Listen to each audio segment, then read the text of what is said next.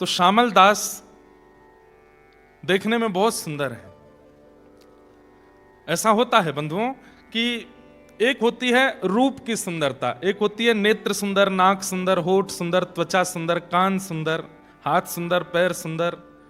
लेकिन एक होती है कि व्यक्ति का जो परिवेश है, पता नहीं क्यों वो वैसे ही सुंदर बनता चला गया है। एक स्वरूप की सुंदरता होती है, एक स्वभाव की सुंदरता। भजन भक्ति स्वभाव को सुंदर बनाता है। कई लोग हैं वो रूप से भी सुंदर होते हैं, पर उनका व्यवहार स्वभाव और ज्यादा सुंदर लगता है। उससे प्रमाण मिलता है कि इनके अंदर भजन है, इनके अंदर भक्ति है। तो नरसिंह मेहता कथा कर रहे थे और कथा करते हुए सब श्रोताओं को बहुत सुंदर उपदेश दे रहे थे। नरसिंह मेहता प्रवचन कर रहे थे और आगे, सबसे आगे बैठ करके उनका पुत्र श्यामल दास रो रहा है। नेत्रों से अश्रुपात हो रहे हैं। किस बात के लिए?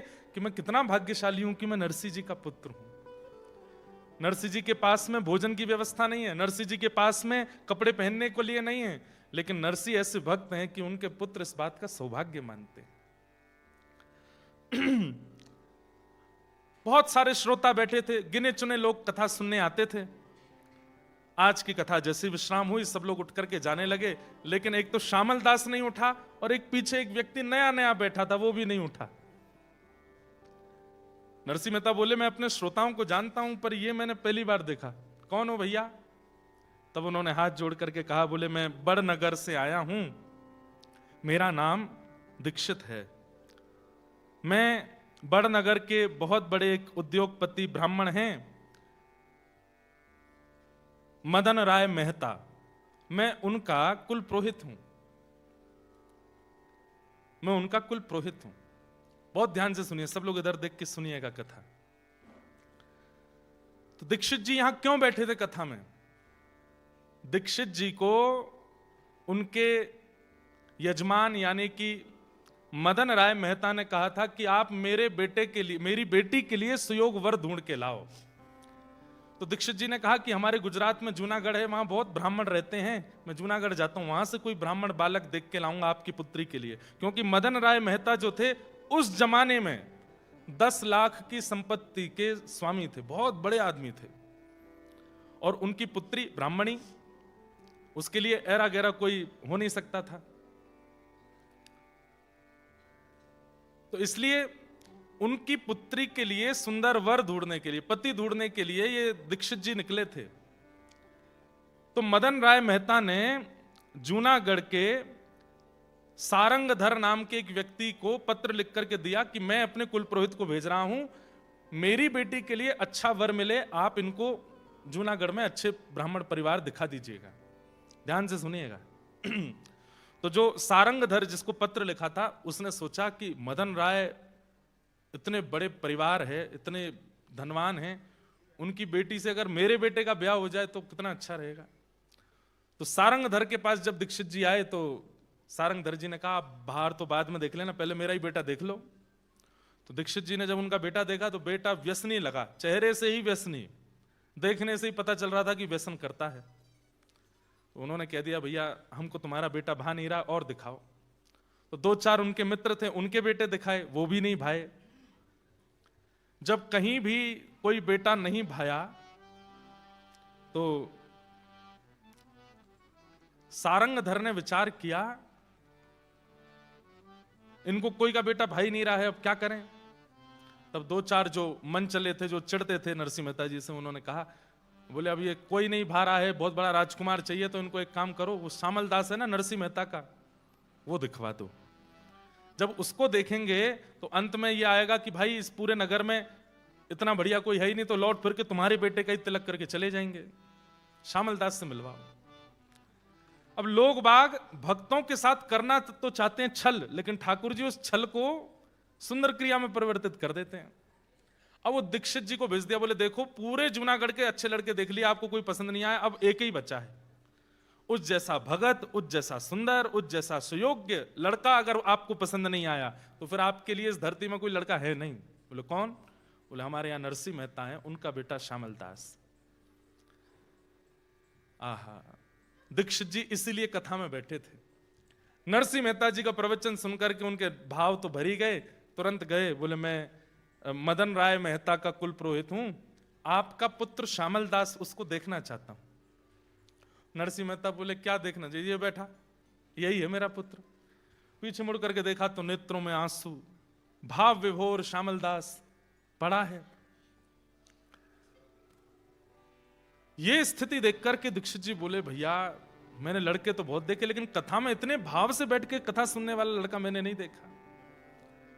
नैन नक्श देखना दूर की बात, बाकी की चीजें देखना दूर की बात, उन्होंने तो पक्का कर दिया, बोले यही हमारे यजमान की बेटी के लिए, इससे अच्छा बेटा नहीं मिलेगा।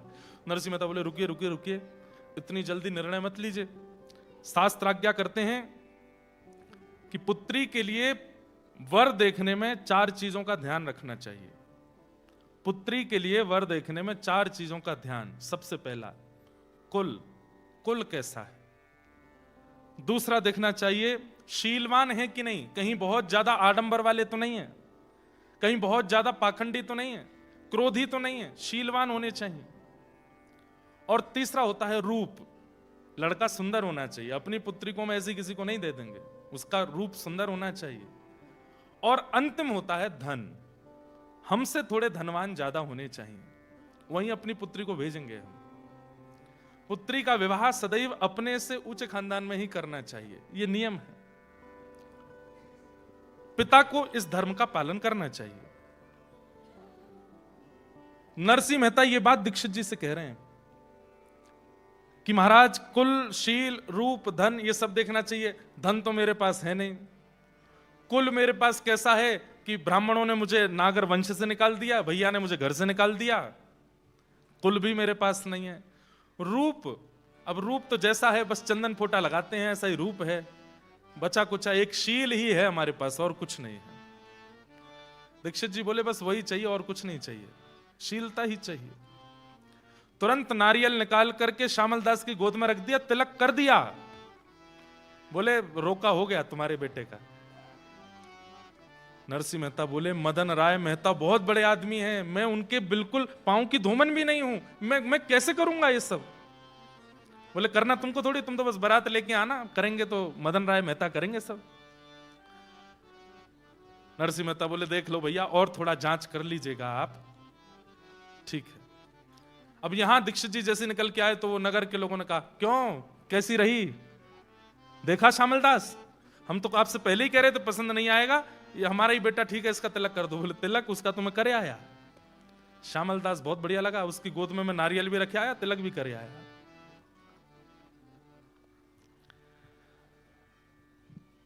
सब नरसिंह मेहता से चढ़ने वाले सोचने लगे हम करना तो कुछ और चाहते हैं, हो कुछ और कैसे जाता है। अभी नरसिंह मेहता के बेटे श्यामल दास का ब्याह वो मदन राय मेहता की बेटी से होगा। सब लोग बोले अरे मदन राय की बेटी से, अरे नरसिंह बारात भी नहीं लेके जा पाएगा ऐसी, अरे कितना बड़ा आदमी है वो, उसको जब पता चलेगी नरसिंह कैसा आदमी है तो क्या वो कहां अपनी बेटी का ब्याह करेगा। लेकिन उन मन चले लोगों का मन माना नहीं, बोले ये दीक्षित कुल पुरोहित है, इसकी बात मदन राय मेहता काटेगा नहीं, हम क्या करें। तो उन्होंने पत्र लिख दिया, मदन राय मेहता जी हम जूनागढ़ के फलाने फलाने व्यक्ति हैं, आपके कुल पुरोहित ने गलत लड़के का चयन करके तिलक कर दिया है, श्यामल दास तो ऐसा है, उसके पिता ऐसे हैं, ताल कूटा मंजीरा बजाते रहते हैं, पूरे दिन कीर्तन करते हैं, खान पीन का कोई इनका ठिकाना नहीं। आपकी कुल की बेटी ऐसे घर में आवेगी, हम तो जूनागढ़ के निवासी हैं, हमारे यहां के सबसे नीचे घर में आपकी बेटी आवे, ये हमसे देखा नहीं जाएगा। और पता नहीं कैसे वो पत्र दीक्षित जी से पहले पहुंच गया मदन राय मेहता के पास। सुनिएगा सब लोग। अब उसने जैसे पत्र खोल करके देखा तो जूनागढ़ से पत्र आया है, नरसिंह मेहता का पूरा बायोडाटा था उसमें, खाने को कुछ नहीं है, परिवार ने घर से निकाल दिया, नागर ब्राह्मणों ने भी निकाल दिया, घुंघरू पहन करके घूमता है, ताल कूटता रहता है, ऐसे का बेटा श्यामल दास कुछ करता धरता है नहीं, उससे अपनी बेटी का ब्याह कर रहे हो।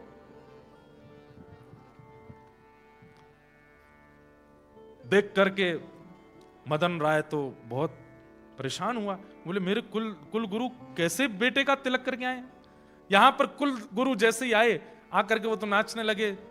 मदन राय ने जाके चरण पकड़े, गुरुजी इतने प्रसन्न, बोले इतना सुंदर लड़का मिला है तुम्हारी बेटी के लिए। बोले मैं जानता हूं, श्यामल दास। तुम कैसे जानते हो? बोले नरसी का बेटा। बोले हाँ हाँ वही वही वही। गुरुदेव, कुल के गुरु कुल का भला सोचते हैं, आप क्या करके आए हैं? वो नरसी के यहां पर भोजन करने को अन्न नहीं होता, वो पूरे दिन ताल कूटता रहता है। आप जानते हैं कि मेरा कुल कैसा, परिवार कैसा, संपत्ति कितनी, और फिर भी आप ऐसे के बेटे से मेरी बेटी का ब्याह निश्चित करके आए हैं। मैं मरते मर जाऊंगा लेकिन अपनी बेटी को श्यामल दास से ब्याह नहीं कराऊंगा। कुल पुरोहित बोले तुम्हें कैसे पता कि ये सब स्थिति है? बोले देखो पत्र आया है। बोले तुम वो नहीं देख पाए जो मैं देख करके आया हूं। अरे दूसरों के घरों में जाते हैं तो संपत्ति दिखाई देती है, दूसरों के घरों में जाते हैं तो व्यवस्थाएं दिखाई देते हैं। नरसी के घर में जाकर के तो वृंदावन का अनुभव हो रहा था, नरसी के घर में जाके द्वारिका का अनुभव हो रहा था। नरसी के घर में जाके ऐसा नहीं लगता कि यहां लोग रहते हैं, ऐसा लगता था कि यहां परमात्मा रहता है। तुम्हारी बेटी, तुम भले ही बहुत धनवान हो, नरसी इतना धनवान नहीं है, लेकिन तुम्हारी बेटी उस घर में बहुत प्रसन्न रहेगी। और मैं तुम्हारा कुल गुरु हूं, मुझ पर थोड़ा तो विश्वास करो। अरे कल को मेरी बेटी को अगर दुख लगा तो आप जाएंगे उसको संभालने के लिए? मैं बस आपसे एक ही प्रार्थना कहता हूं, गुरुजी आज तक आपकी बात नहीं काटी, लेकिन उससे अपनी बेटी का ब्याह नहीं करूंगा। यहां दीक्षित जी ने भी हट कर ली, बोले कि मैं टीका वापस लेकर के नहीं आऊंगा, मैं संबंध तोड़ के नहीं आऊंगा। तुम चाहो तो मेरा अंगूठा काट दो जिससे मैं तिलक करके आया हूं, लेकिन ब्याह मैं पक्का करके आया हूं। अब मेरे प्राण चले जाएं तो तुम अपनी बेटी का ब्याह कहीं और कर देना, लेकिन मेरे जीते जी तो ब्याह वहीं होगा। पत्नी निकल के आई, मदन राय मेहता जी की आकर के बोली आप क्यों गुरुदेव से इतना हट कर रहे हैं? अरे देखो देवी, मैं कहां मुंह दिखाऊंगा, कल को पता चलेगा मेरी बेटी का कहां ब्याह हुआ, लोग क्या बात बनाएंगे। लोग गुरुदेव कह रहे हैं सब ठीक होगा, हम पे इतनी संपत्ति है, हम इतने धनवान धनी मानी लोग हैं, कुछ धन संपत्ति हम भेज देंगे उनके यहां, वो व्यवस्था कर देंगे। अब गुरुजी करे आए हैं तो वहीं होने दो ब्याह। मदन राय मेहता ने बात मान तो ली, लेकिन रातों की नींद उड़ गई। कुछ घर के लोगों से उसने सलाह मशवरा की और कुछ घर के लोगों को एकांत में ले जाकर के बताया। बोले मेरी बेटी का ब्याह ऐसे ऐसे हो रहा है, वो देखने में तो सुंदर है लेकिन घर परिवार ऐसा है, मैं क्या करूं? बोले आप एक काम करो, नरसी मेहता जी को सीधे पत्र भेजो और पत्र में इतनी व्यवस्थाएं लिख दो, इतनी व्यवस्थाएं लिख दो कि हमको ऐसी बारात चाहिए, ऐसी बारात होनी चाहिए, ऐसी घोड़ी होनी चाहिए, बारात में आने वाले लोगों की पोशाक ऐसी होनी चाहिए, पाग ऐसी होनी चाहिए, इतनी व्यवस्थाएं लिख दो कि देख करके नरसी मेहता अपने आप ही संबंध तोड़ देंगे। बोला हाँ ये बात सही कह रहे हो। उन्होंने पत्र लिखा और पत्र में लिख दिया हमको ऐसी बारात दिखानी है, हम बहुत धनी मानी लोग हैं, लोग बाग यहां देखने के लिए आएंगे कि कैसी बारात है, इतने घोड़े, इतने हाथी, इतने ये, इतने वो, ऐसे रत्न, ऐसे सब पहन करके आप लोग आइएगा। और पत्र फोल्ड करके उसके ऊपर जय श्री कृष्ण लिख के भेज दिया। नरसी मेहता जी के पास पत्र पहुंचा। जैसे ही पत्र पहुंचा, नरसी मेहता जी ने देखा पत्र के ऊपर क्या लिखा है, जय श्री कृष्ण। तुरंत देखकर अरे अरे तो ठाकुर जी का पत्र है, दूसरे का पत्र पढ़ना नहीं चाहिए। मैं दूसरे का पत्र नहीं पढ़ता। जय जय आपका पत्र आया, आप पढ़ो। पत्र जाके वो अनओपन्ड पत्र, वो फोल्डेड पत्र ही धर दिया, देखा ही नहीं। खड़े खड़े ठाकुर जी के नरसी देख तो ले, घोड़े कितने हैं, ये हाथी कहां से आएंगे इतने। कितना समर्पण है नरसी मेहता जी के जीवन में ठाकुर जी के प्रति। धर दिया पत्र ठाकुर जी के चरणों में। कैसे ना माने ठाकुर जी, क्यों ना आवे ठाकुर जी, उसका समर्पण तो देखिए, नरसी का भाव तो देखिए।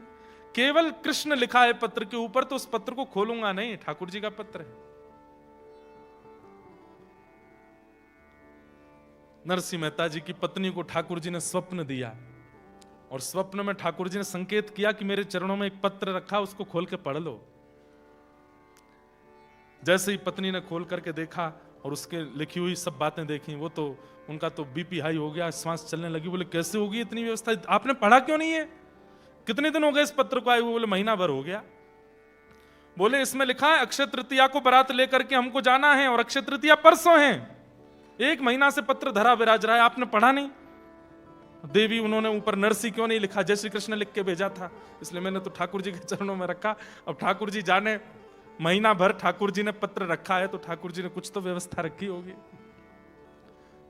मेरा एक ही बेटा है, उसका विवाह होना है, परसों अक्षय तृतीया है, हमें बारात लेकर के निकलना है, घर में मंगल गान गाए जाते हैं, नगर की सब महिलाएं आती हैं, खूब उत्सव मनाए जाते हैं, कैसे होगा ये सब?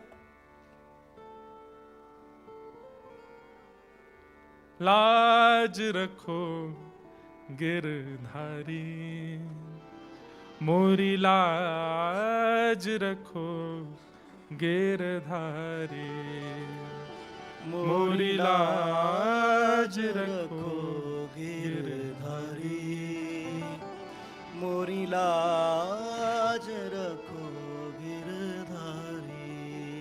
जैसी लाज राखी अर्जुन की, जैसी लाज रखी बंधुओं, एक बात बोलूं आपसे, निवेदन करूं, जीवन में कष्ट आवे, ऐसी स्थिति आ जाए कि बस अब लगता है कि अब क्या करें, अब मरने के अलावा हम पे कोई और रास्ता नहीं है। भगवान ना करे ऐसी स्थिति कभी जीवन में आवे।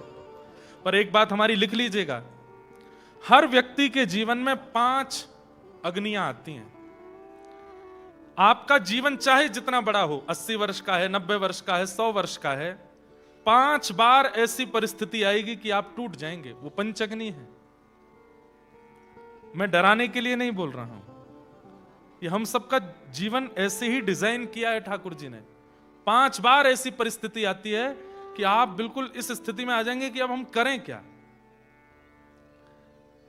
और एक बात कह दूं, संसारी व्यक्ति जब होता है ना, विषय भोग में लगा है, उसके जीवन में ये 5 परिस्थिति धीरे धीरे आती है। और कई बार 3 आई, उससे पहले उसके प्राण निकल गए, 2 रह जाती हैं, उनको भोगने के लिए उसको फिर जन्म लेना पड़ता है।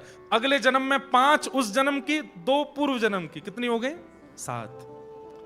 फिर 7 वो कंप्लीट नहीं कर पाता, 3 होती हैं, फिर प्राण निकल जाते हैं, फिर उसका तीसरा जन्म होता है, तो अगली की 5 और पिछली की 3 हो गई, तो कितनी बची? 4। 5 और 4 9। फिर उसके अगले 9 बार ऐसी परिस्थिति आती कि मृत्यु जैसा हो।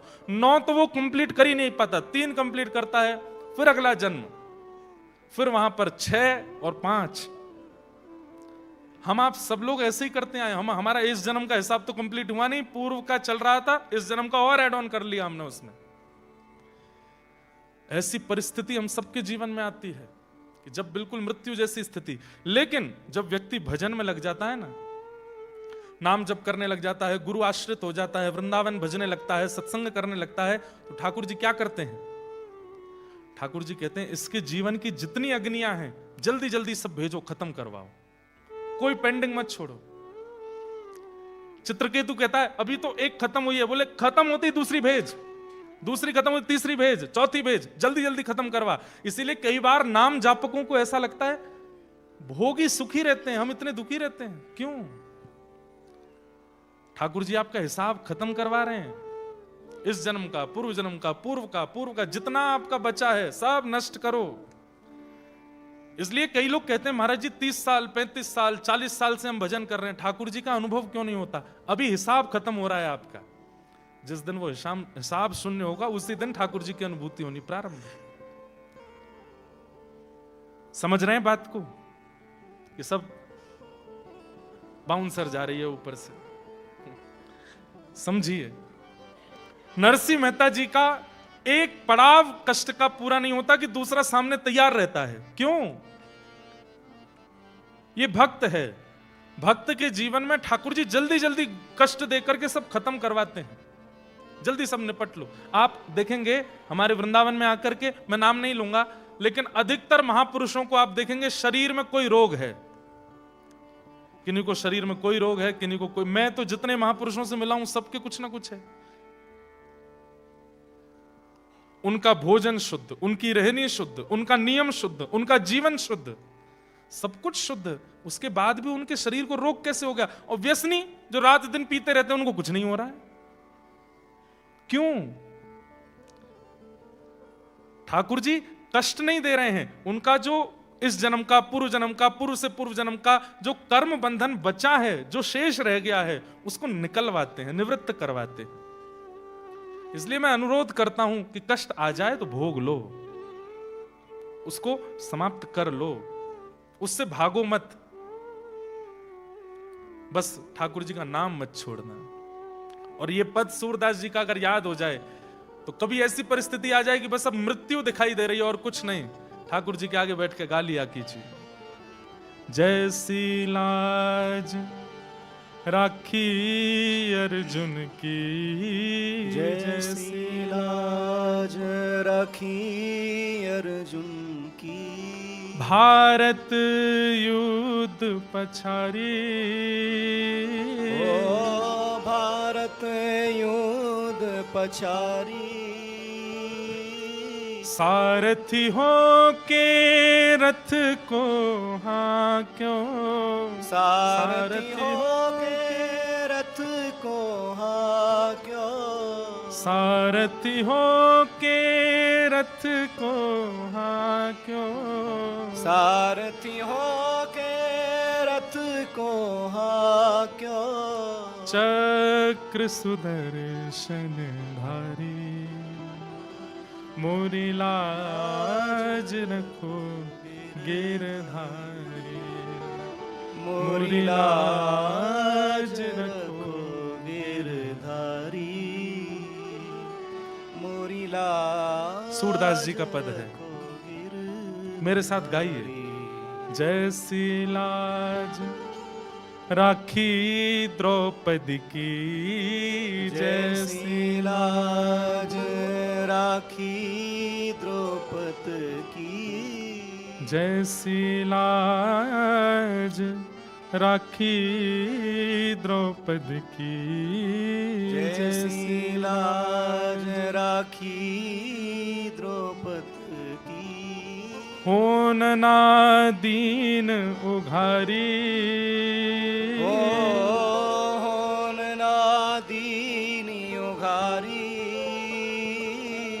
खेचत खेचत दो भुज हाके, खेचत खेचत दो भुज थाके, खेचत खेचत दो भुज थाके, खेचत खेचत दो भुज थाके, दुशासन पचधारी, चीर बढ़ायो मुरारी, मोरी लाज रखो गिरधारी, मोरी लाज रखो गिरधारी,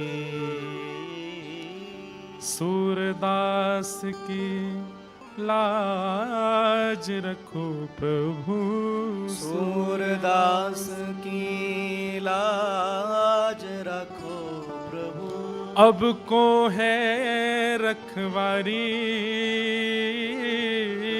अब को है रखवारी, राधे। इस पद की एक बहुत विशेष बात है, शुरुआत से लेकर के अंतिम प्रथम पंक्ति तक सूरदास जी ठाकुर जी से प्रार्थना कर रहे हैं, लेकिन इतने में भी ठाकुर जी ने जब नहीं सुना तो अंतिम पंक्ति में सूरदास जी ने ठाकुर जी से बोलना बंद कर दिया और क्या गाने लगे, राधे राधे सुमिरो प्यारे, राधे राधे सुमिरो प्यारे, श्री हरिदास दुलारी, मैं शरण पड़ो हूँ तुम्हारी, मोरी लाज रखो गिरधारी, मोरी लाज रखो गिरधारी। सूरदास जी कह रहे हैं कि भैया ये नाएं सुन रहे, किशोरी जी की शरण में जाओ। हमारे व्रज में एक और सूरदास हुए, उन्होंने ठाकुर जी का खूब भजन किया तो ठाकुर जी प्रकट हो गए और प्रकट होकर के बोले, अब मैं तुम्हारे सामने आ गया हूं बाबा, अब भजन करना बंद कर दो, अब मैं आ गया हूं, मेरे चरणन में प्रणाम कर ले। तो सूरदास जी बोले, आप अकेले क्यों आए हो, किशोरी जी को संग लेकर के क्यों नहीं आए? ठाकुर जी बोले, तुम तो अंधे हो, तुमको कैसे पता कि मेरे साथ किशोरी जी नहीं आई? बोले, मैं अभी तक भी अंधा ही हूं, इसलिए यह प्रमाण होता है कि अकेले आप आए हो। किशोरी जी आई होती तो आते ही आंख दे दी होती उन्होंने। किशोरी जी इतनी देर अंधा नहीं रहने देती मुझे। तो ठाकुर जी बोले, अच्छा, तो फिर लगी शर्त, अभी किशोरी जी को बुलाऊं, अगर उनने आए करके बिना पूछे आंख नहीं दी तो बाबा तू हार जाएगा, फिर जो कहूंगा सो करना पड़ेगा। सूरदास जो थे वो बोले, तो लगी शर्त ठाकुर जी, किशोरी जी को बुलाओ, और उनने आते ही बिना बात किए, बिना कछु पूछे यदि नेत्र दे दिए और आप हार गए तो आपको भी मेरी बात माननी पड़ेगी। बोले, कहा, जीवन भर मेरे नेत्रन के आगे रहना पड़ेगा। ठाकुर जी बोले, ठीक है, शर्त लगी। तुरंत किशोरी जी को आह्वान की हो, राधे राधे करुणामयी कृष्ण प्यारी, मेरी सुध लीजो श्री वृषभानु दुलारी, मेरी सुध लीजो श्री वृषभानु। इतने में ही तप्त कांचन गौरांगी श्री राधे वृंदावनेश्वरी प्रकट हो गई। और जैसे ही किशोरी जी प्रकट हुई, प्रकट होकर के नेत्र खोल करके देखा श्याम सुंदर खड़े हैं, और बगल में एक बाबा है जिसके नेत्रों में पुतली नहीं है, मतलब अंधा है। ठाकुर जी बोले, और श्यामाजू आप कहां ते आई हो इतना विलंब लगाए के? किशोरी जी बोली, बाद में बात करेंगे। बाबा के नेत्रों पे हाथ फेर करके तुरंत नेत्र प्रदान किए, और नेत्र मिलते ही जैसे बाबा के नेत्र प्रकट हुए, किशोरी जी बोली, अब बताओ क्या कह रहे थे? बोले, क्या कह रहे थे, क्या कह रहे थे? हार गए हो मैं? अरे करुणामयी किशोरी जी, इतनी ज्यादा करुणा काय को है आप में? अरे पूछ तो लो बाबा को नाम कहा है, पूछ तो लो काय को हमें बुलाए रहे हो है, क्यों मैं यहां खड़ा हूं, क्यों यहां आप आई हो? आपने बिना कछु पूछे विचारे सीधे वाक्य नेत्र प्रदान कर दिए। किशोरी जी बोली, मुंह पे दूसरे को कष्ट देखो ना जावे। ऐसी हमारी प्रिया जी। आहा। जैसे ही नरसिंह मेहता ने ठाकुर जी से कहा कि नाथ,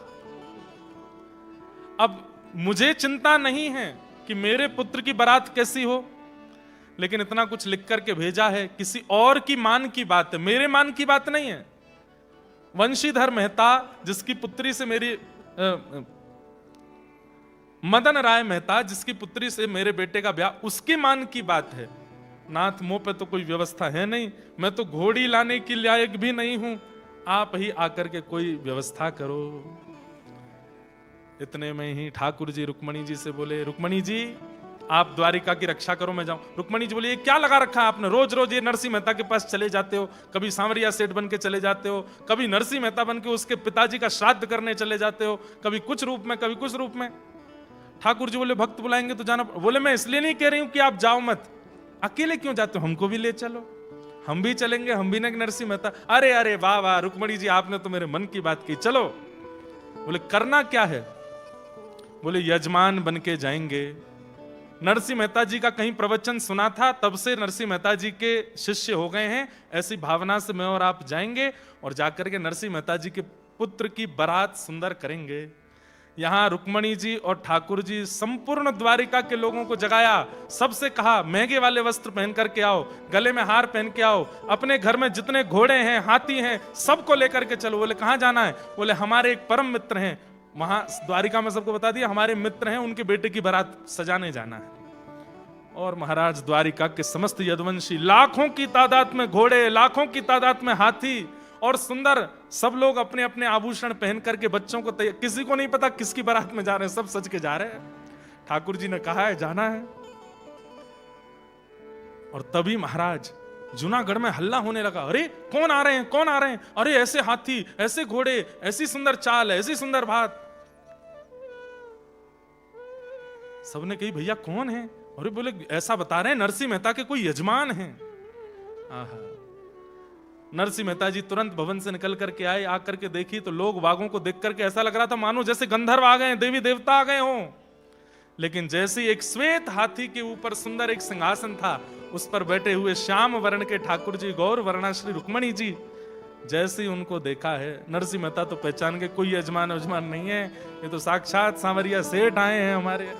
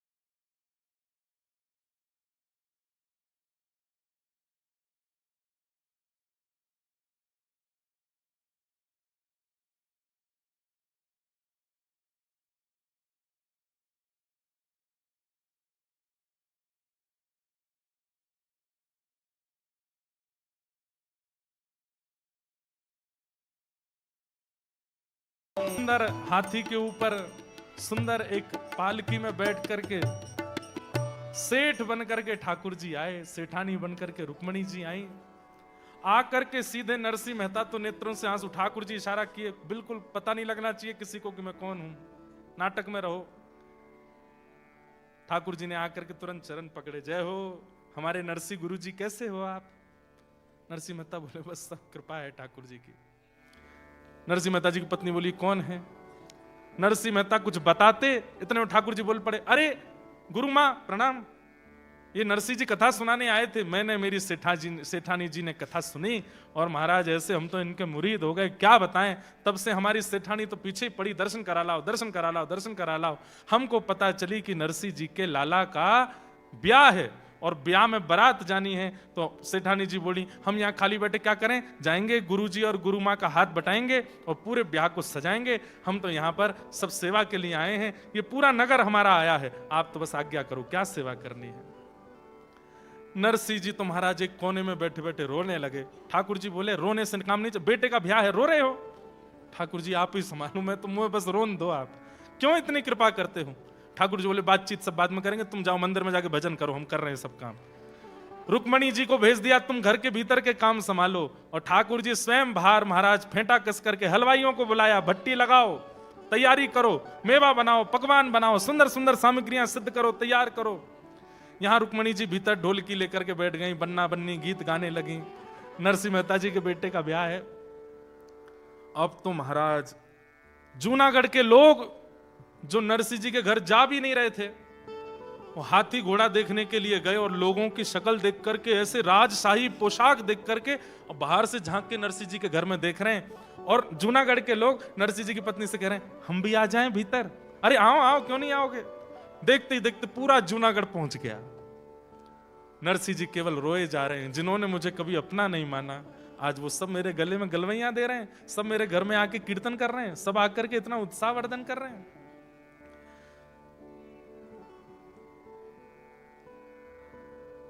सामलदास, ठाकुर जी ने ढूंढा कहां है सामलदास, दूल्हा कहां है? पता चली वो भी दूसरे मंदिर में कहीं रो रहा है। ठाकुर जी गए, ए भाई सामलदास काय को रो रहे हो? आप कौन? बोले हम तुम्हारे पिताजी के श्रोता हैं। अच्छा चलो आओ, तुम्हारा ब्याह है, घोड़ी पे बैठना है। मेरा तो मन नहीं, पिताजी ने क्यों? अबे मन तो किसी का नहीं होता, लेकिन करना तो पड़ता है, चलो। ठाकुर जी लेकर के गए। ठाकुर जी ने श्यामलदास को नवाया, संग में अपने सब सखा लगाए द्वारिका के, सुंदर इत्र लगाया, धोती अपने हाथ से पहनाई, दुल्हा को तैयार कर रहे हैं, सुंदर पोशाक पहनाई, तिलक स्वरूप पत्रावली ठाकुर जी अपने हाथ से श्यामलदास के पत्रावली कर रहे हैं, सिर पर पाग पहनाई, सिरपेज पहनाया, जैसे ही एक मोर पिछ लगाया, आहा ऐसा लगा कि ठाकुर जी के पुत्र अनिरुद्ध हों, इतना सुंदर। ठाकुर जी बोले मैं दिखा तो दूं जरा उस मेहता को, मेरे नरसी के लिए कह रहा है कि वो ताल कूटा, मेरी बेटी से अपने बेटे का ब्याह करे। अब देख तेरी बेटी फीकी लगेगी मेरे नरसी के बेटे के आगे। अब देखो कैसी बारात, सुंदर घोड़ी लेकर के आए। महाराज नाल नहीं थी, घोड़ों के पैरों में नाल होती है ना, नाल की जगह सोने मड़े हुए हैं। श्यामल दास जी का पुत्र बैठाया गया और महाराज हाथी घोड़ा लेकर के बैंड बाजे सब बज रहे हैं। बैंड बाजे कौन बजा रहे हैं? इंद्र बजा रहे हैं। इंद्र कहीं पर कोई करताल बजा रहे हैं, नारद जी वीणा बजा रहे हैं, सरस्वती जी वीणा बजा रही हैं। सब रूप बदल बदल करके आए हैं और ऐसी बारात की महाराज देखते बनती है। यहां वो ब्राह्मण बोला,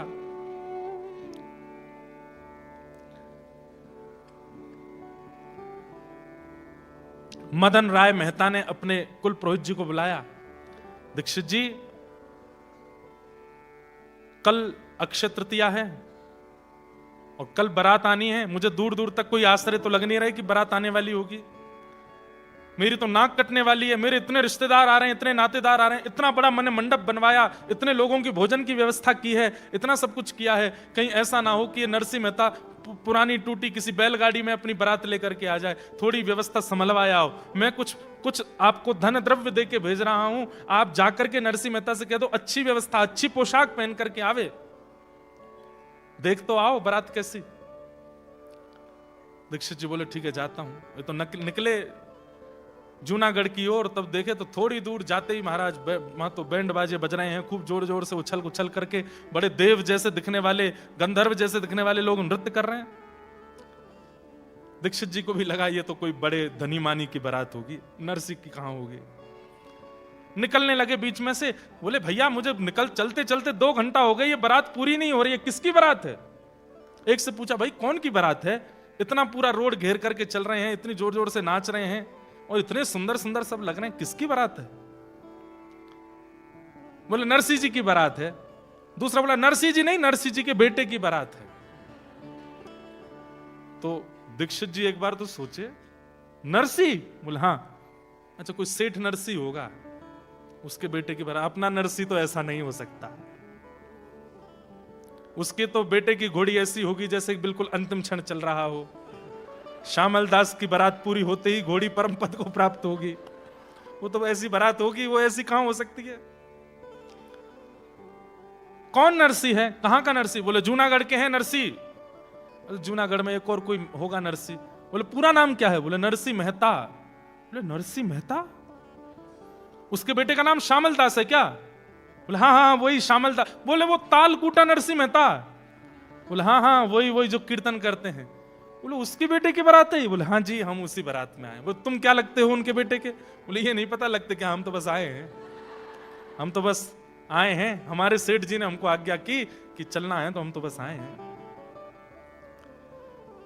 दीक्षित जी बोले पहले तो लग रहा था कि वहां की व्यवस्था जाके मैं नरसिंह मेहता को बता दूं कि भाई मां इतनी व्यवस्था है, थोड़े उसके हिसाब से आना।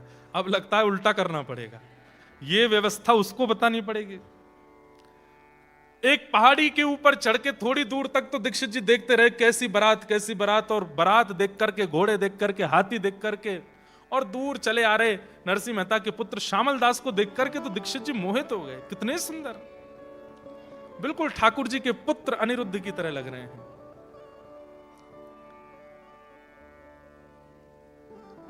दीक्षित जी दौड़ करके वापस गए।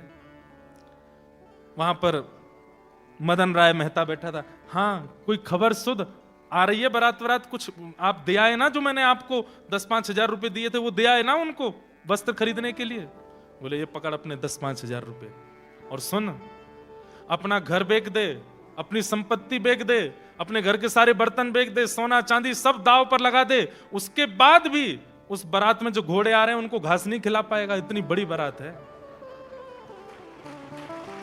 घोड़ों को घास नहीं खिला पाएगा, बारातियों को भोजन तो बहुत दूर की बात है। बोले हैं ऐसा? बोले मैं झूठ नहीं बोल रहा हूं। बोलते बोलते नेत्र सजल हो गए। अरे मदन तू बहुत अभिमान करता था, तू बहुत धनवान है, तेरी बेटी ऐसे कुल की, ऐसे कुल की, ऐसी बारात? अरे मुझे तो लगता है कौंडन्यपुर कृष्ण भी ऐसी बारात नहीं लेकर के गए होंगे जैसी बारात नरसिंह मेहता के पुत्र की आ रही है। मुझे दिखाइए, मैं देखना चाहता हूं। बोले यहां से नहीं, ऊपर चल, कहीं पहाड़ी पर चढ़ के देख। पहाड़ी पर जाकर के देखा, दूरबीन लेकर के गए, दूर ऊपर से देखने लगे, बारातियों के आव भाव देख करके, गले के हार देख करके, घोड़े हाथी आदि इन सबको देख करके, और नरसिंह मेहता जी के पुत्र को देख करके वो मदन राय तो चरणों में गिरा दीक्षित जी के, आपने बड़ी कृपा करी जो मेरी पुत्री का यहाँ विवाह नक्की कर दिया, लेकिन अब दूसरी संशय है। बोले क्या? अब मेरी नाक और कट जाएगी। क्यों? अब मैं बारात को खिलाने पिलाने लगी, इनको तो मैं कुछ नहीं कर पाऊंगा, ये तो इतनी बड़ी बारात है, इसको कैसे करें? तो पहले ऐसा होता था कि एक दिन में विवाह नहीं होता था, बारात आकर के रात में जनवासे में रुकती थी। अब यहां कोई एक आध दो लोग होंगे जिनकी ऐसी ब्याह हुए हों कि बारात आज आ गई, फिर 2 दिन तक गांव के बाहर स्कूल में रुकती है, कहीं धर्मशाला में रुकती है, घर के लोग बाग वहीं उनको भोजन प्रसादी पवाते हैं। ऐसा हमारे पिताजी, हमारे पूर्वजों की तो ऐसी बारात हमने सुनी है। आजकल तो ऐसा नहीं होता, एक ही दिन में सब होता है। तो नरसिंह मेहता जी अपने पुत्र की बारात लेकर के पहुंचे। ठाकुर जी ने उस नगर के, बड़ नगर नाम था, तो बड़ नगर के बाहर ही तंबू आदि लगा दिए, पूरी बारात वहीं रुकी, वहीं सबका भोजन प्रसाद पानी सब हो रहा था। तो कहते हैं कि जब बारात आती है तो सबसे पहले ससुर जी, साले साहब, लड़के के, वो सब आते हैं पूछने के लिए कि सब ठीक है, कोई व्यवस्था में दिक्कत तो नहीं। तो मदन राय मेहता अपने कुल पुरोहित दीक्षित जी को लेकर गया। बोले आप चलो मेरे साथ, और नरसिंह मेहता जी से थोड़ा बोलो कैसे करेंगे, हम तो इतनी व्यवस्था तो हमने करी नहीं है। हमने तो जो तंबू पंडाल भी बनाया वो भी 500-600 आदमियों के लिए बनाया, हमको तो लगा नहीं था इतने लोग आएंगे, यहाँ तो ये लाखों की तादाद में आए हैं, अब क्या करें? बोले नरसिंह जी बहुत सरल हैं, तुम चलो, चल करके चरणों में प्रणाम कर देना, सब तुम्हारा मंगल हो जाएगा। तो चलो। अब ये वहां पहुंचे, वहां जाकर के बारात जहां रुकी थी वहां जाके पूछने लगे, बोले सेठ जी कहाँ हैं? और वहां सेठ जी, नरसिंह जी को कोई नहीं जानता था, सेठ जी सब ठाकुर जी को ही जानते थे।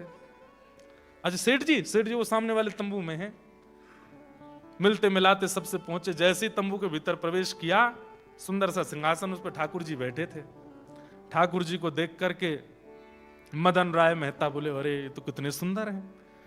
नरसिंह मेहता कितने, दीक्षित जी भारी रुक गए थे, बोले मैं नहीं जाऊंगा, अभी तक तुम ही प्रणाम करके आओ, टीका मैंने किया, अब आगे कम तुम करो। ये तो भीतर गए, चरणों में गिरे, सेठ जी आपको मैं प्रणाम करूं, मेरे तो बस आप नरसिंह जी, मुझे लोगों ने बहका दिया था, मुझे पत्र में लिख के भेजा कि आप तो ताल कूटा हो, मुझे क्या पता आप तो धन कूटते हो, आप तो रत्न कूटते हो। मुझे ऐसा पता होता कि आप चांदी सोना खाते हो तो मैं उस हिसाब से व्यवस्था रखता। मैंने तो व्यवस्था बहुत, ठाकुर जी ने उठा, बोला नहीं नहीं नहीं नहीं नहीं, मैं नरसिंह नहीं हूं, तो मैं तो उनका दास हूं, मैं तो उनका सेवक हूं। मदन राय मेहता बोले ये तो और मरने हो गए, जब ये सेठ ऐसा है, दास ऐसा है, नरसिंह कैसे होंगे? क्या हुआ? आधी रात में ही मदन राय मेहता अपनी पुत्री को हाथ जोड़ करके, लाली मैं बहुत दुर्भाग्यशाली हूं, मैं तेरा ब्याह नहीं कर पाऊंगा, तेरा जोड़ा रखा है, तेरा सब श्रृंगार रखा है, तेरी मां है, ये कुल पुरोहित हैं, सब लोग हैं, पर मैं बहुत ग्लानि में चला गया हूं, मैं इस ब्याह को संपन्न नहीं कर पाऊंगा। बेटी तू अब देख लेना, निर्णय तेरे हाथ में, जो तुझे करना हो। और आधी रात में मदन राय मेहता नगर छोड़ के चले गए। अब यहां कुल पुरोहित जी आए रात में, और उन्होंने आकर के नरसिंह मेहता जी से कहा, बोले कि एक दिक्कत हो गई। बोले अब क्या दिक्कत हो गई? बोले कि लड़की के पिताजी चले गए। बोले कहां? बोले नहीं नहीं नहीं, वहां नहीं गए, नगर छोड़ के चले गए, आपकी व्यवस्था बारात देख करके वो तो घबरा गए, हाथ पंप फूल गए उनके, बोले मैं कुछ नहीं कर पाऊंगा, तो चले गए। नरसिंह मेहता जी बोले अच्छा चलो मैं करता हूं कुछ, अब बारात तो आ गई, अब वापस लौटना तो अच्छा नहीं। नरसिंह मेहता गए ठाकुर जी के पास, और सबको पता है कि वो सेठ जी हैं, नरसिंह मेहता को ही पता है कि ये ठाकुर जी। ठाकुर जी बोले कहो नरसिंह क्या बात, सब व्यवस्था तो बढ़िया है ना, बारात वरात सब बढ़िया लगी? वो तो सब बढ़िया है, लेकिन एक दिक्कत और हो गई है। बोले क्या हो गया? बोले जो लड़की के पिताजी हैं उन्होंने हाथ खड़े कर दिए, व्यवस्था नहीं कर पा रहे, वो तो नगर छोड़ छाड़ के चले गए। बोले अब? बोले अब बारात की व्यवस्था करिए, अब ब्याह भी आप ही कराओ, ब्याह की व्यवस्था भी आप ही करो। जब बारात इतनी ले, मैंने तो कहा नहीं था इतनी लेके आना, अब इतने यदुवंशियों को लेकर के आप आए हो तो व्यवस्था ब्याह की भी आप ही करो। ठाकुर जी बोले ये क्या बात हुई, ये तो बहुत भेद हो जाएगा, हम वर पक्ष के अब वधु पक्ष का भी हम ही करेंगे तो ये उचित नहीं लगता। बोले कुछ तो कीजिए। ठाकुर जी बोले हम पे आइडिया है। बोले क्या? तुरंत नेत्र बंद करके बलराम जी को बुलाया। वो दाऊ दादा जल्दी आओ, अकेले नहीं आना, भाभी जी को संग लाना। तुरंत दाऊ दादा आए। वहां से रेवती मैया भी द्वारिका से आई। अब सोचिए, ये नरसिंह मेहता के पुत्र का ब्याह है। दाऊ दादा आए, कहो कन्हैया कैसे बुलायो? दाऊ दादा, एक सौभाग्य आपको देनो है। बोले काय को सौभाग्य? बोले कन्यादान करोगे? बोले कैसो कन्यादान? पूरी बात बताई और बात बता करके कहे कि अब आपको ये सौभाग्य मिलेगा कि श्यामल दास की होने वाली पत्नी, उसके आप पिता और मां के रूप में अब आप विराजो और कन्यादान करो। दाऊ दादा के तो नेत्र सजल है। बोले हाँ लाला, एक भक्त की बहू को कन्यादान हमको करवे को मिलेगा, ये सौभाग्य है। ठाकुर जी बोले कन्यादान ही नहीं करना है, व्यवस्था भी पूरी आपको ही करनी है। साज श्रृंगार मंडप आदि भी सब आपको ही बनाना है। दाऊ दादा विनोद में बोल के, लाला है तो बड़ो चतुर, लड़का वारे लेवे तो वह पक्ष में खुद चलोगो है और जहां देनो पड़े वहां हमको खड़ो कर रहे है। ठाकुर जी बोले अच्छी बात है ना, घर ते घर में ही आ जाएगो, एक ही घर में है, खा बुराई है, चलो। और महाराज श्री नरसिंह मेहता जी के पुत्र का विवाह हुआ, जहां वर पक्ष के प्रधान हैं श्री ठाकुर जी और वधु पक्ष के प्रधान हैं श्री बलराम जी महाराज। और श्यामल दास का विवाह ठाकुर जी ने कराया। सब देखते रह गए, देखने वाले उस विवाह को भूल नहीं पाए। ऐसा अद्भुत विवाह ठाकुर जी ने वहां पर सिद्ध कराया। विदाई के समय रुक्मणी आदि वैसे ही रो रही हैं जैसे घर की कन्याएं रोती हैं, घर की माताएं रोती हैं। ऐसा विवाह हुआ। पूरे विवाह में एक एक व्यवस्था ठाकुर जी ने और श्री दाऊ दादा ने संभाली और श्यामल दास का विवाह करके लाए। उसकी बहू को लेकर के जूनागढ़ में विराजमान करके और सब द्वारिका को प्रस्थान कर गए। बोलो भक्त वत्सल भगवान की। और सब नरसिंह मेहता से कहते रह गए, बोलो भैया ऐसो यजमान कहां से लाए हो, इतना बढ़िया यजमान कहां से लाए? नरसिंह मेहता बोले क्या बताएं, ये कौन, मैं अपने मन की कैसे बताऊं कि ये यजमान थे कि ठाकुर जी थे? ये तो साक्षात ठाकुर जी हैं। द्वारिका नो नाथ मारो राजा रण छोड़ छे, इन मन माया लगा रे।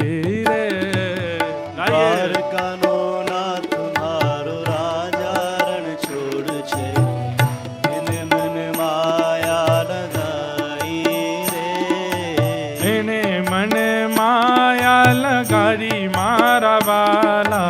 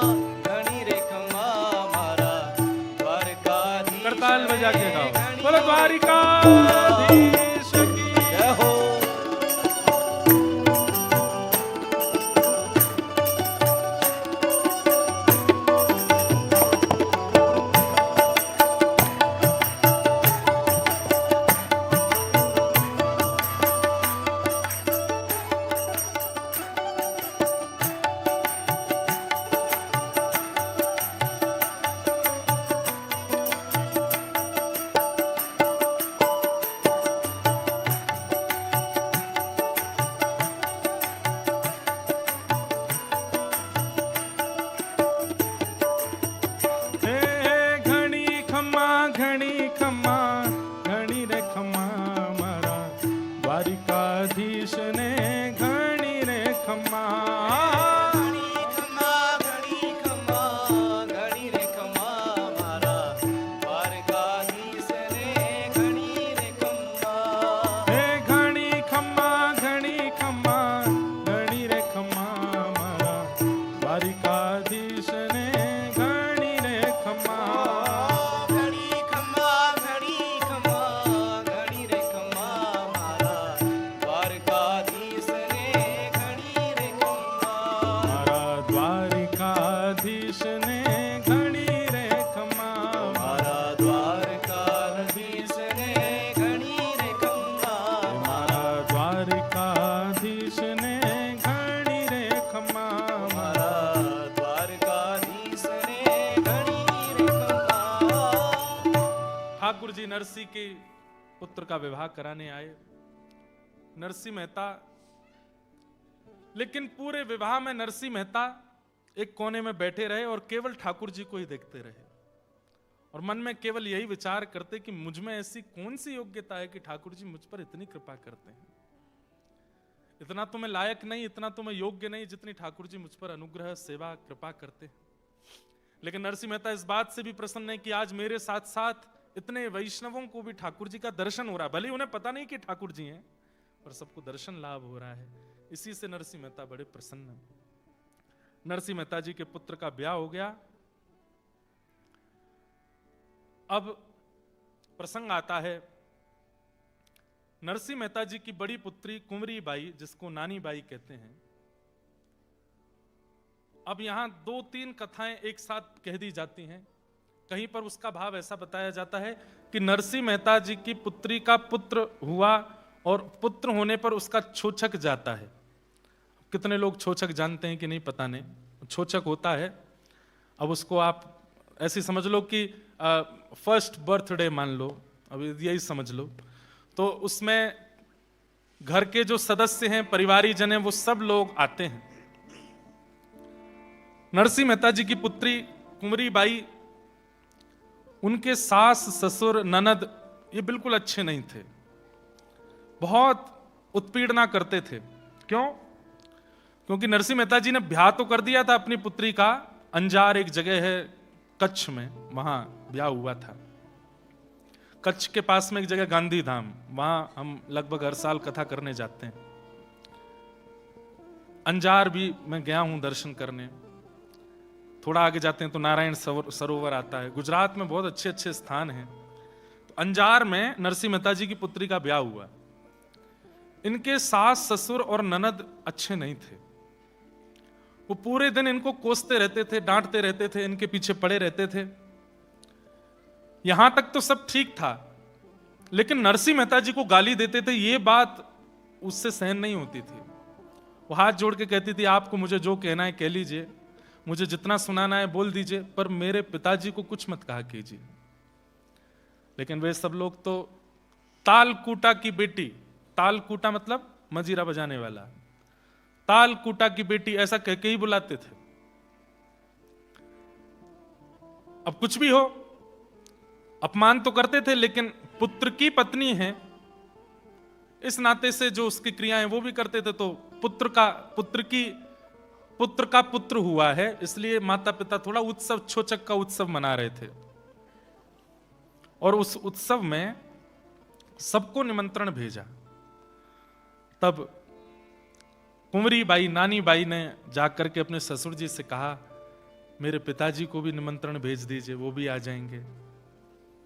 दूर बैठी बैठी सास हंसने लगी, बोले आएगा तो खाली हाथ ही, लेके तो कुछ आना नहीं है उसको बुला करके हमारा अपमान ही होता है, सबके सामने दिखाना, कुछ भी करता नहीं, ऐसा सब बोलने लगी। लेकिन ससुर जी ने सोचा कि ठीक है, सब आ रहे हैं तो वो भी आ जाएंगे, कहीं बात ऐसी ना बन जाए कि बताओ विवाह किया अपने पुत्र का इनकी पुत्री से और नरसिंह मेहता को बुलाया भी नहीं। ठीक है, हम आमंत्रण भेज देते हैं। तो अपने कुल पुरोहित को पत्र लिख करके भेज दिया और कह दिया, जाइए नरसिंह मेहता जी को निमंत्रण दे आइए, यहां छोचक का कार्यक्रम होना है, वो जरूर पधारें। ध्यान से सुनिएगा। कुल पुरोहित जी जैसे पत्र लेकर के बाहर गए तो नानी बाई दौड़ी दौड़ी गई और जाकर के बोली, ये तो संदेश आप ससुर जी का दे देना, मेरा मौखिक संदेश मेरे पिताजी को दे देना। उनसे कह दीजिएगा कि बेटी के घर आ रहे हैं। मुझे पता है पिताजी के पास धन संपत्ति कुछ है नहीं ज्यादा, लेकिन फिर भी हो सके तो थोड़ी व्यवस्था करके ले आए। यहाँ देन लेन करेंगे तो उससे मेरा मान बढ़ेगा। आप पिताजी को थोड़ा निवेदन कर देना कि कुछ लेकर के आवें, बस मेरा मान बढ़े ससुराल में। पिताजी का मान बढ़ेगा, मेरा मान बढ़ेगा, तो आगे मुझे जीवन जीने में अच्छा लगेगा। आप बस ये निवेदन मेरी तरफ से उनको कर देना, ठीक है। अब यहां वो कुल पुरोहित जी नानी बाई का संदेशा लेकर के पहुंचे नरसिंह मेहता के पास। नरसिंह मेहता जी तो करताल बजा रहे थे। वो 16 तो सूरदास जिनके नेत्र ही नहीं है, 16 सूरदास, और जो भी नरसिंह मेहता के आगे आ जाते सबको पकड़ लाते, मेरे घर में रहो। अच्छा, घर में अगर कोई यजमान दे गया, अब ठाकुर जी आए थे तो ऐसा तो नहीं ठाकुर जी नरसिंह को कुछ नहीं दे के गए होंगे, खूब दे करके गए, पर नरसिंह मेहता का नियम था शाम ढलने से पहले जो दक्षिणा मिली है सब खर्च कर देते थे। और खर्च क्या करते? भंडारा कर देते थे, अगले दिन के लिए नहीं बचा के रखते थे। ऐसा नरसिंह जी का जीवन। ठाकुर जी ने भी इतनी बार बहुत कुछ दिया नरसिंह मेहता जी को, लेकिन सब खर्च कर देते। तो नियम ऐसा रहता था कि जब तक घर में दक्षिणा है तो अन्न सामग्री बनती थी, और जब दक्षिणा खत्म हो जाती थी तो नरसिंह मेहता 16 सूरदास और बाकी के जो 10-5 संत और थे उनके साथ मंजीरा लेके जाते जूनागढ़ में, घर घर बाहर खड़े होकर बजाते, हमें कुछ भिक्षा लेके आते। तो सूखी सामग्री दाल आटा चावल मिल जाता, घर ला के बनाते और प्रेम से सब पाते। ऐसे चलता था जीवन। अब यहां वो कुल पुरोहित जी आए निमंत्रण लेकर के। जैसे ही निमंत्रण लेकर के आए तो सब साधु महात्माओं को लगा कहीं भंडारा होने वाला है, भंडारा की चिट्ठी आई है। हमारे वृंदावन में आज भी भंडारा होता है तो उसकी चिट्ठी घूमती है महात्माओं के पास, धर्मशालाओं में, संतों के यहाँ, वहां फलानी जगह भंडारा है, सब आ जाना, 10-10 रुपया दक्षिणा मिलेगी।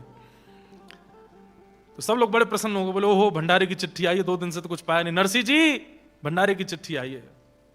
नरसिंह जी थोड़े प्रसन्न भी हुए, थोड़े भावुक भी हो गए। हे संत महात्माओं, मैंने कितना बुरा किया ना, आप सबको अपने घर में रख लिया, प्रसाद भी नहीं मिलता इतने प्रेम से।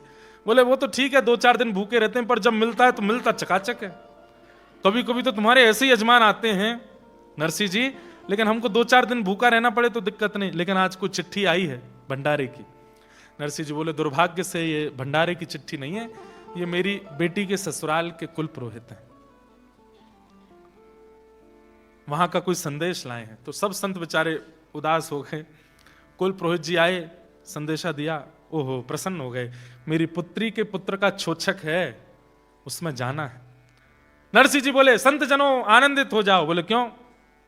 बोले चलेंगे अंजार, वहां बेटी के यहाँ छोचक देख के आएंगे, वहां पाएंगे बढ़िया प्रेम से मालपुआ।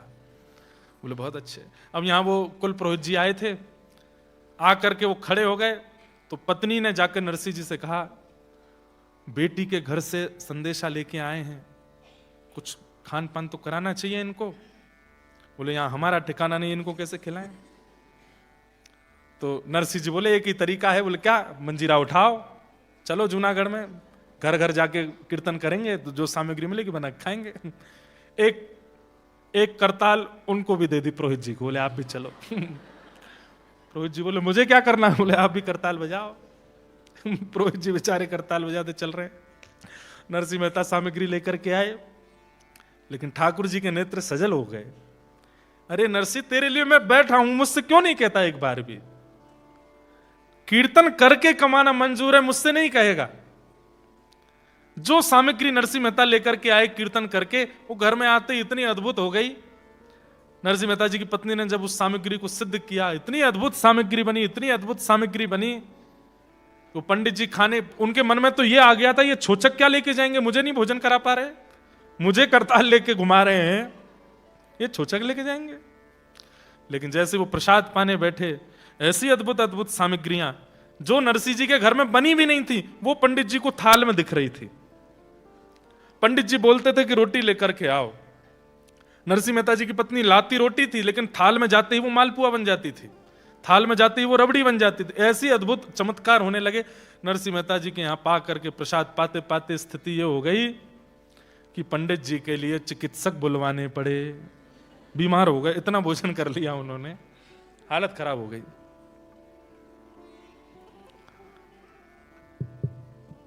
हमारे मथुरा के चतुर्वेदी ब्राह्मण, खूब अच्छी एपेटाइट है उन लोगों की, बहुत अच्छा प्रसाद पाते हैं। आप पवाते पवाते थक जाएंगे, वो पाते पाते नहीं थकेंगे। ऐसे अब तो नहीं बचे, पहले थे ऐसे, हमने सुना है खूब। बड़े प्रसंग हैं हमारे मथुरा के चतुर्वेदियों के। एक प्रसंग, यजमान ने कहा 10 गुलाब जामुन पर 100 रुपया दूंगा, कितने खा सकते हो? तो एक चतुर्वेदी का बेटा बोला, आप तो बस रकम बढ़ाते जाना, जितने धरते जाओगे सब खा जाऊंगा। 10 गुलाब जामुन खाए, लेकिन उसने कहा एक शर्त है। बोले क्या?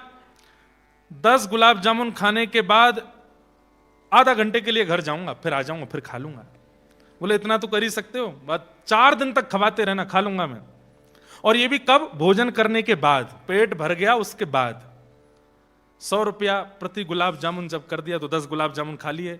10 गुलाब जामुन के 100 रुपया लेकर के बोले बस अब 10 मिनट रुकिए, मैं अभी आता हूं। घर गए, घर जाकर के 10 मिनट में फिर आगे बोले लाओ दे दो, 20 गुलाब जामुन धरो, लेकिन रकम बढ़ाओ, 200 रुपया करो। तो 200 रुपया कहे 20 खा लो, 20 खवा दिए। बोले अब 10 मिनट को जा रहा हूँ, 10 मिनट को गया, लौट करके आए, बोले अब रकम बढ़ाओ, 300 कर दो और 30 रख दो। सेठ जी बोले एक सही सही बताना, मैं तुमको पूरी गड्डी दे दूंगा, ये तुम 10 मिनट के लिए घर क्यों जाते हो? बोले पहले गड्डी दो फिर बताऊंगा। गड्डी दे दी। बोले अब बताओ। तो बोले घर चलो। घर गए तो वो जुड़वा भैया थे।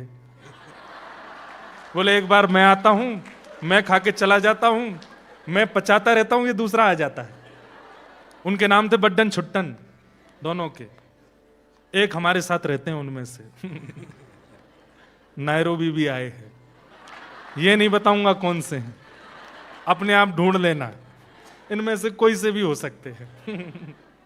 तो ऐसे हमारे मथुरा के ब्राह्मण देवता हैं, एक से एक अद्भुत। ब्रजवासियों को प्रसाद पवाओ।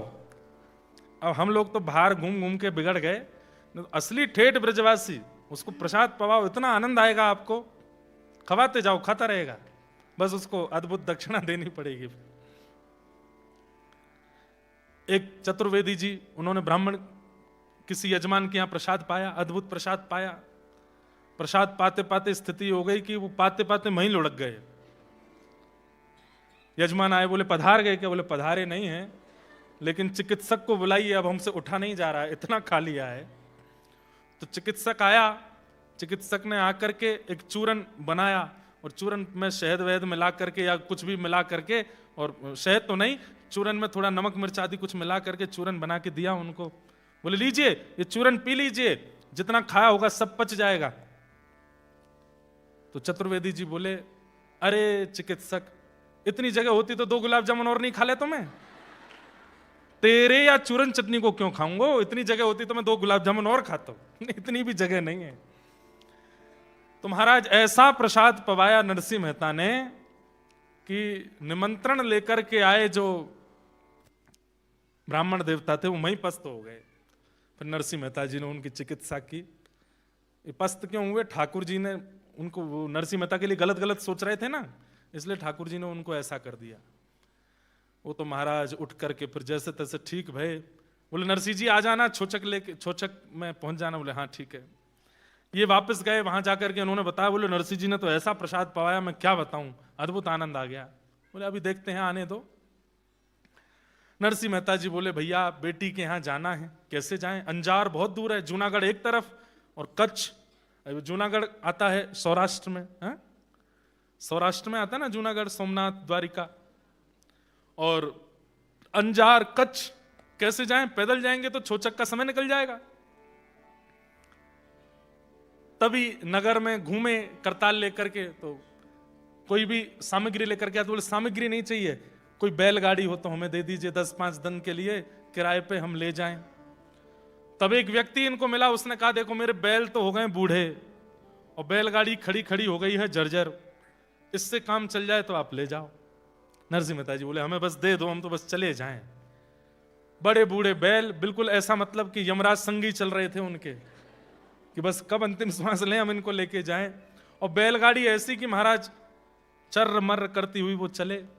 नरसिंह मेहता जी बोले परिवार के साथ जाना चाहिए छोचक में। सारे सूरदास बैठा है, 16 सूरदास बैठ गए अपने कमंडल मंडल लेकर के, सब सामग्री लेकर के, और बच्चे 10 15 20 संत उनको भी बैठा दे। अब बैलगाड़ी में ज्यादा से ज्यादा 5 लोगों की जगह, उसमें 16 सूरदास और 10 महात्मा और चढ़ गए।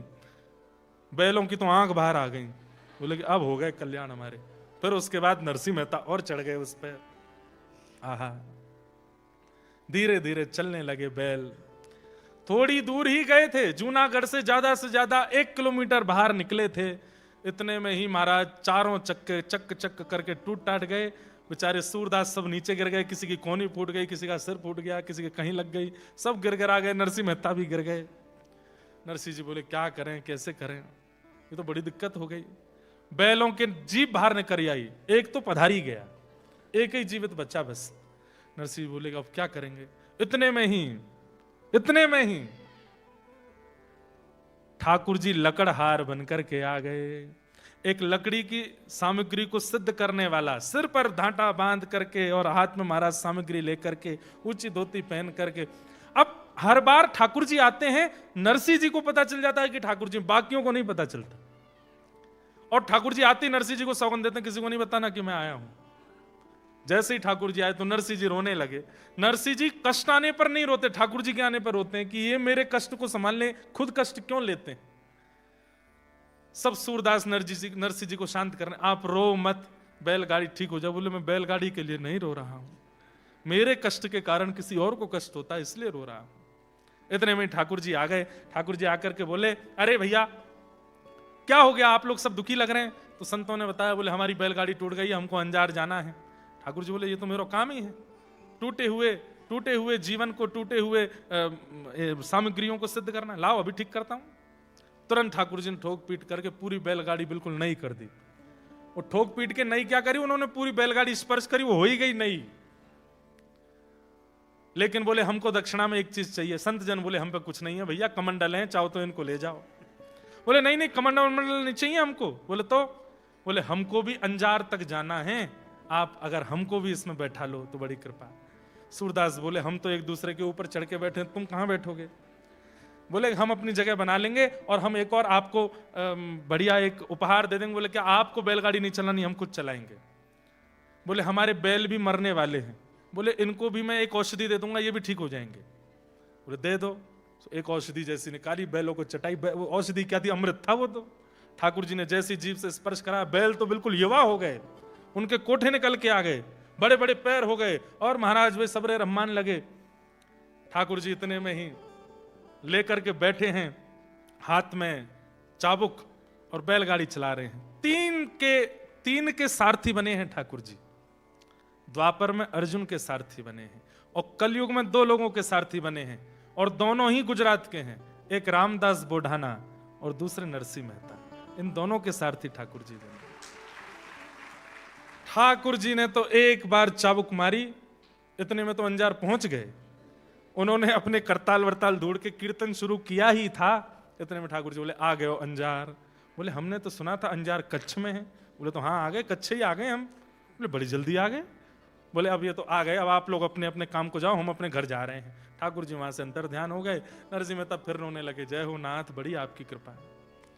हे नाथ तेरी अपार माया, आप कितनी कृपा करते हो नाथ। तो सुनी ही रहती अदालत तुम्हारी, कृपा की न होती जो आदत तुम्हारी। ठाकुर जी की आदत है, जैसे हर किसी की आदत होती है ना, हॉबी होती है। ठाकुर जी की आदत क्या है, कृपा करना। ये उनकी आदत है, सब पे करते हैं। बस उसका कोई विशेष अधिकारी बन जाता है ना, तो उस पर कुछ ज्यादा कर देते हैं। कृपा सब पे करते हैं। नरसिंह मेहता जी को जैसे अंजार पहुंचे तो कुल पुरोहित जी मिल गए। आ गए आप? बोले हाँ जी भैया बढ़िया आ गए। छोछक लेके आए हो? बोले हाँ लेके आए। बोले क्या लाए हो? बोले माथे पे लगाने वाला गोपी चंदन, गले में पहनने वाली कंठी माला, इससे बढ़िया क्या है छोछक। और सबको जपने के लिए माला भी लेके आए हैं। जितने लोग हमारी पुत्री के पुत्र के छोचक में आए हैं, सबको चंदन लगाएंगे, गले में कंठी माला पहनाएंगे, नाम जपने के लिए माला देंगे। इसी से जीवन उद्धार होगा। इससे बढ़िया छोचक कोई हो सकता है? नरसिंह मेहता जी को नगर के बाहर ही एक फूटी सी धर्मशाला में रहने के लिए व्यवस्था दे दी। यहां पुत्री को पता चला तो पुत्री पहले ही गुपचुप तरीके से अपने पिता से मिलने गई। नरसिंह मेहता जी को जाकर के हृदय से लगा लिया, पिताजी आप आ गए? हाँ पिताजी, मैं जानती हूं आपका स्वभाव कैसा है, आप बिल्कुल अपने पास धन संपत्ति नहीं रखते, लेकिन मैं मानती हूं कि शायद मेरा मान बढ़ाने के लिए आप कुछ तो लाए होंगे। हाँ बेटी लाया हूं ना। क्या लाए हैं? वो तेरे सास के लिए, ससुर के लिए, देवर के लिए, ननद के लिए, संबंधियों सबके लिए चंदन लाया हूं, सबके लिए कंठी माला लाया हूं। अरे ये कंठी गले में रहेगी, चंदन सिर पर रहेगा, प्राण निकलेंगे, सीधे वैकुंठ जाएंगे। और जपने के लिए माला लाया हूं बेटी। ये जीवन में इतने सारी संपत्ति लेकर के, खेल खिलौना लेकर के क्या करेंगे? इससे बढ़िया छोचक हो सकता है? पुत्री रोने लगी। आप अच्छे हैं पिताजी, पर समाज अच्छा नहीं है। वो कैसे समझेंगे आपकी इस भावना को?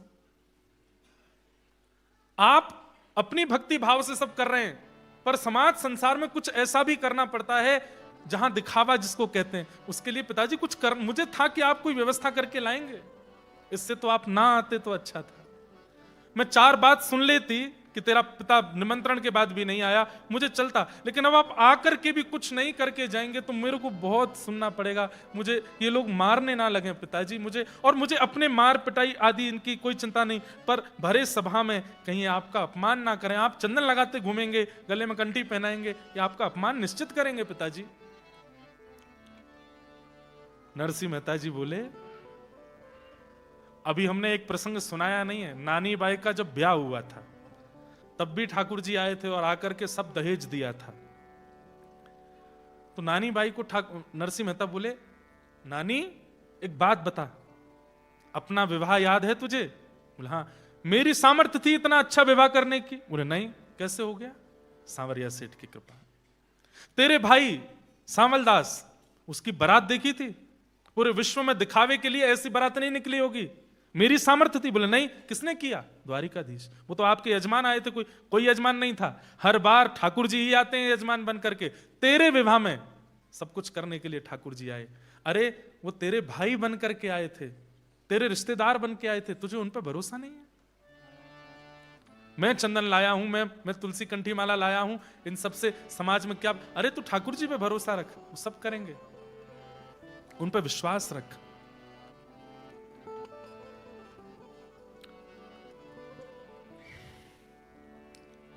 एक बहुत सुंदर पंक्ति में गाता हूं कभी कभी कथा में। जिसको तेरा भरोसा, जिसको तेरा सहारा, जिसको तेरा भरोसा, जिसको तेरा सहारा, जिसको तेरा भरोसा, जिसको तेरा सहारा, जिसको तेरा भरोसा, जिसको तेरा सहारा, मझधार क्या करेगा, मझधार ही किनारा, मझधार क्या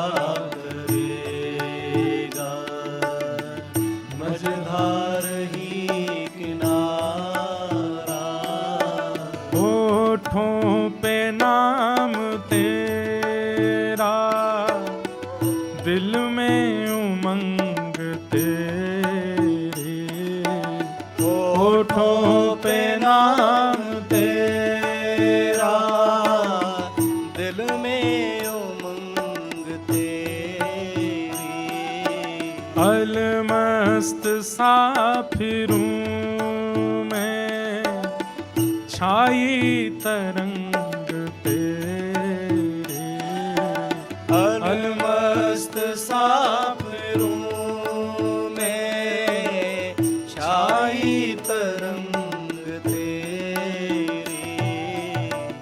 रोशन है काली रातें, पाकर तेरा उजाला।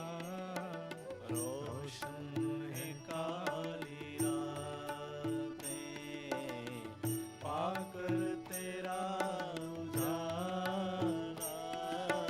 जिसको तेरा भरोसा, जिसको तेरा सहारा, जिसको तेरा भरोसा, जिसको तेरा सहारा।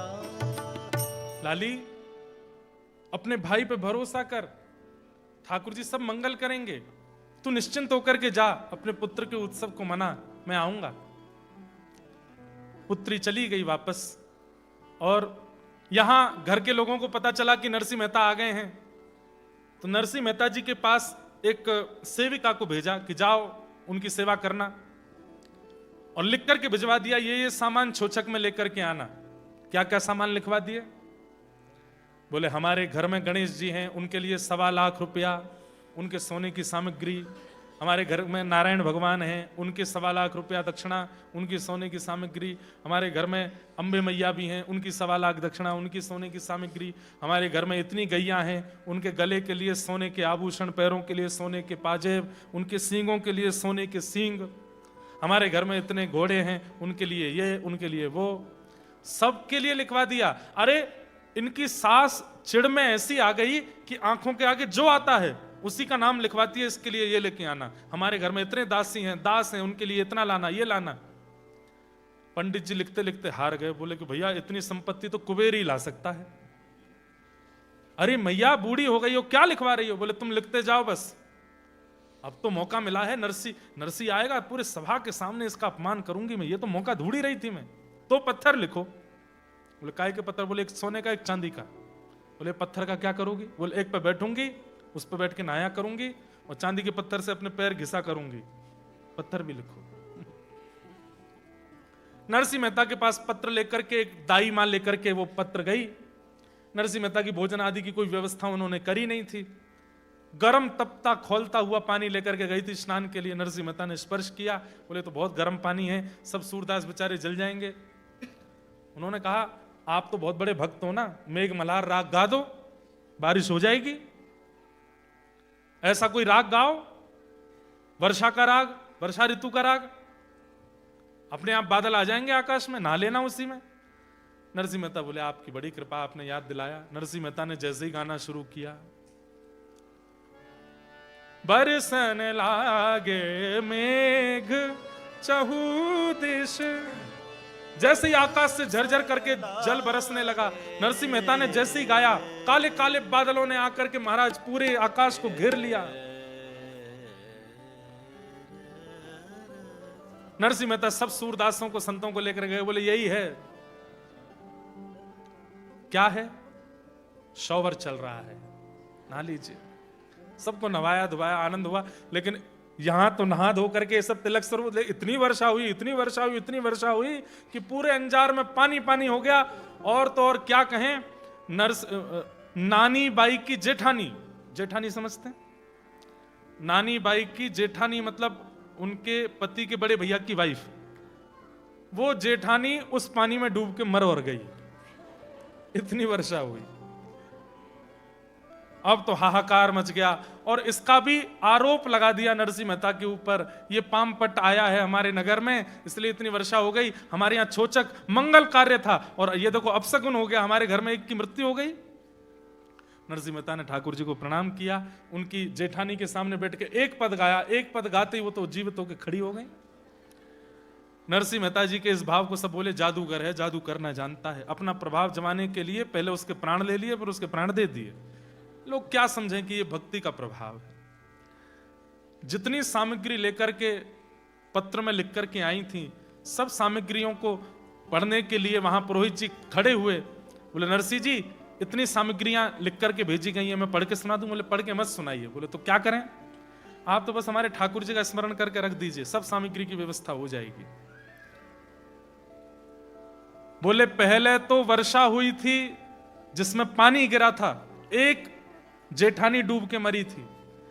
वर्षा विश्राम होते ही जैसे ही अपमान करना प्रारंभ किया सभा में, कुछ नहीं लेकर के आए, छोचक में खाली हाथ चले आए हो, तभी तबड़ तबड़ तबड़ आवाज होने लगी। बाहर जाकर के देखा 4.5 घंटे तक अंजार में सोने बरसते रहे आकाश से। घरों में लबालब भर गए, लोग बाग लूट लूट के भाग गए, एक परत पूरी सोने की अंजार में बन गई। नरसिंह मेहता ने कहा हमारे ठाकुर जी ने सब व्यवस्था करी है, आपको जितना चाहिए इससे सोना बनाओ, इससे चांदी बनाओ, इससे रत्न करो, यही हमारे ठाकुर जी के द्वारा छोचक है। कहते हैं आज भी अंजार में खुदाई होती है घर बनाने के लिए, तो आज भी नरसिंह मेहता के समय के सोने के कुछ अंश मिल जाते हैं। पूरे अंजार में सोना ही सोना हो गया।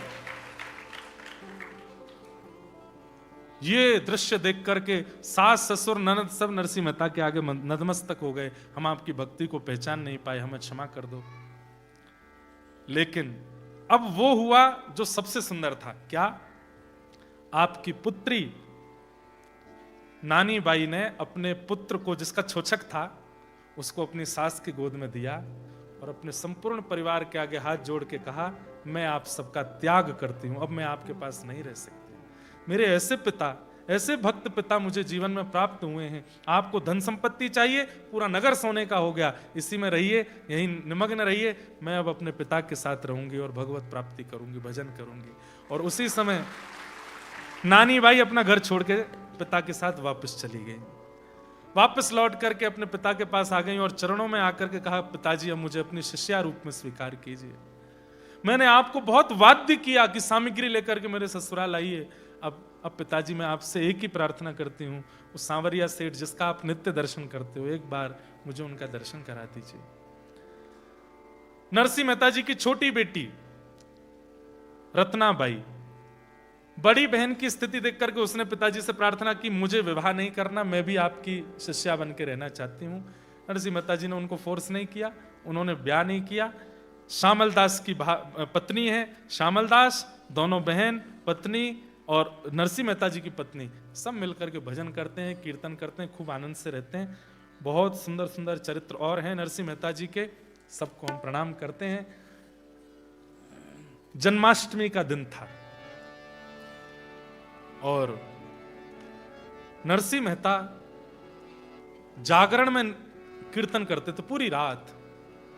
आज जन्माष्टमी का दिन है और कहते हैं जो तिथि, जो वार, जो नक्षत्र ठाकुर जी के प्रकट होने पर हुआ था, ठीक वही हजारों साल बाद वही तिथि नक्षत्र आदि सब प्रकट हुआ। जूनागढ़ के पास के गांव में नरसिंह मेहता कीर्तन करने के लिए गए। रात भर कीर्तन किया। कीर्तन करते करते जैसे ही 12 बजे रात्रि के मध्य रात्रि हुई, नरसिंह मेहता खड़े होकर के कीर्तन करने लगे।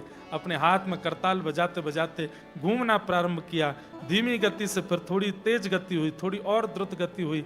नृत्य करते करते करते करते करते जैसे ही सूर्य उदय का समय हुआ, जन्माष्टमी के दिन श्री नरसिंह मेहता ठाकुर जी में विलीन हो गए, भगवान की लीला में ही प्रविष्ट हो गए। ऐसे श्री नरसिंह मेहता जी को हम बार बार प्रणाम करते हैं, ऐसे नरसिंह मेहता जी को बार बार वंदन करते हैं।